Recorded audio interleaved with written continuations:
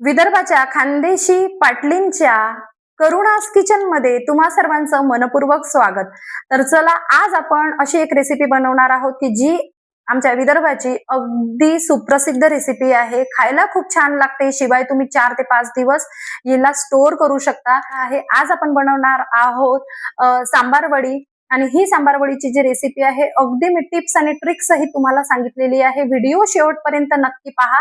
जर तुम्ही माझ्या चॅनलला आतापर्यंत सबस्क्राईब केलं नसेल तर आधी चॅनलला सबस्क्राईब करा, आणि व्हिडिओ जर तुम्हाला आवडत असेल तर व्हिडिओला लाईक आणि शेअर नक्की करा, जेणेकरून माझी जी रेसिपी आहे ती तुमच्या आप्तांपर्यंत पोहोचेल आणि तेही त्यांच्या घरी याच प्रकारची अमरावतीची सुप्रसिद्ध सांबार वडी बनवू शकतील। तर चला सुरू करूया सांबार वडी रेसिपी। तर या सांबार वडीसाठी हा एक सिक्रेट मसाला आपण आज तयार करणार आहोत, आणि तुम्ही बघू शकता किती कुरकुरीत अशी ही सांबार वडी तयार झालेली आहे। आणि यातील आतलं जे मिश्रण आहे ते अगदीच सुरेख, म्हणजे ज्यात आंबटपणा, गोडपणा, तिखटपणा या सगळ्या गोष्टींचा समावेश आहे। तर चला, सर्वात आधी आपण याच्यासाठी लागणार जे पीठ आहे ते मळून घेऊया। तर मी इथे 4 कप मैदा घेतलेला आहे, आणि 4 कप मैद्यासाठी इथे मी थोडंसं मीठ घालणार आहे। चवीपुरतं मीठ 1 स्पून घालणार आहे, आणि मी इथे अर्धा कप पेक्षा थोडंसं कमी मी इथे तेल घालते। तेल तुम्हाला थंड घालायचं आहे। मोहन देण्यासाठी तुम्ही तेलाच्या ऐवजी तुपाचा वापर केला तरी चालेल, आणि अशा प्रकारे गोळा होईल इथपर्यंत तुम्हाला मोहन द्यायचं आहे। आता थोडं थोडं पाणी घालून आपल्याला हे जे पीठ आहे, मैदा आहे, हा आपल्याला मळून घ्यायचा आहे। काही ठिकाणी या पिठामध्ये म्हणजे मैद्यामध्ये बेसन पीठ घातलं जातं, पण जे स्ट्रीट फूड आहे त्यामध्ये मैद्याचा वापर केला जातो, म्हणून मी आज तुम्हाला ही जी रेसिपी आहे ती मैद्यातच दाखवत आहे। याला आता आपला जो गोळा आहे तो भिजून झालेला आहे, याला थोडंसं तेल लावून याला मळून घेऊ आणि याला ओलसर कापडाने झाकून ठेवू। आता इथे मसाला तयार करायचा आहे, त्यासाठी इथे मी 2 कप शेंगदाणे घेतले आहे। 250 ml चा जो कप आहे त्या कपाने मोजून मी इथे 2 कप शेंगदाणे घेतलेले आहेत। त्याला छान खरपूस भाजून घेऊन त्याची सालं काढलेले आहे। आता एका मिक्सर पॉट मध्ये घेऊन त्याला जाडसर बारीकसर आपल्याला भरडून घ्यायचं आहे। अगदी बारीक कूट आपल्याला करायचा नाही आहे, जाडसर आपल्याला याला करायचा आहे।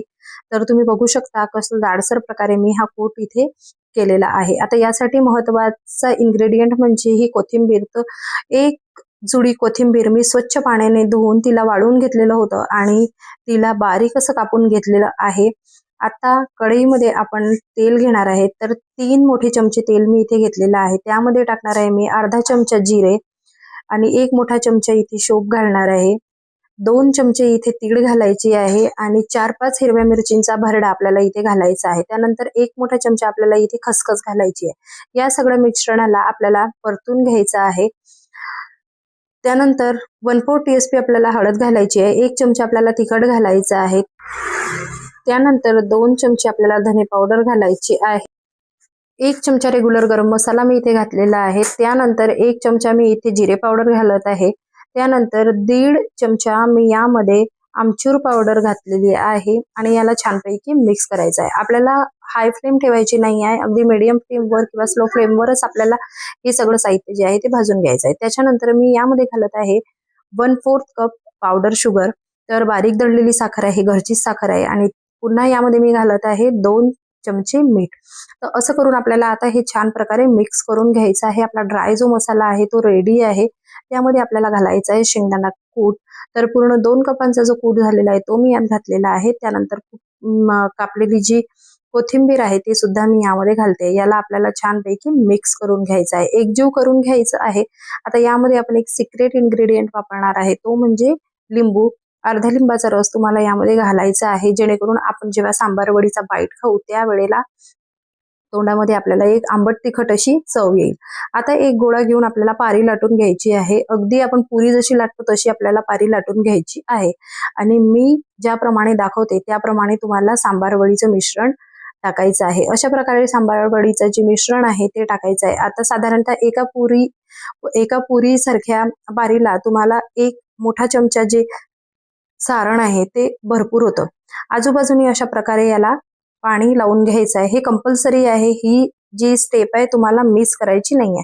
आणि अशा पद्धतीने आजूबाजूने पारी दुमडून आता वरून सुद्धा आपल्याला इथे अशा प्रकारे पाणी लावायचं जेणेकरून तेलात टाकल्यानंतर आपली जी सांबार वडी आहे ती उघडणार नाही आणि अशा प्रकारे सांबार वडी जी आहे ती पॅक करायची जेणेकरून मसाला बाहेर येणार नाही.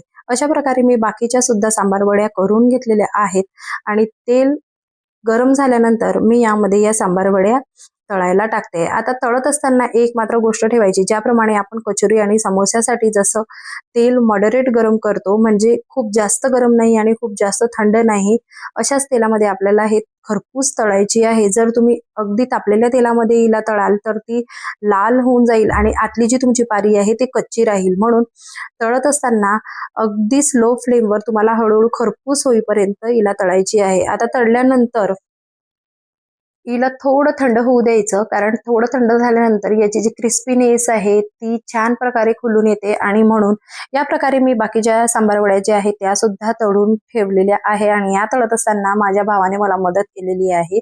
माझ्या मुलीने सुद्धा 2 छान छोट्या छोट्या ज्या सांबार वड्या आहेत त्या मला बनवून दिल्या होत्या, पण तो तळतानाचा व्हिडिओ मी तुम्हाला शेअर करायचा विसरली. तर पहा किती सुंदर अगदी आपली सांबार वडी झालेली आहे. तर व्हिडिओ जर तुम्हाला आवडला असेल तर व्हिडिओला लाईक आणि शेअर नक्की करा आणि चॅनलला सबस्क्राईब नक्की करा, जेणेकरून माझे जे नोटिफिकेशन्स आहेत ते तुम्हाला मिळत राहील.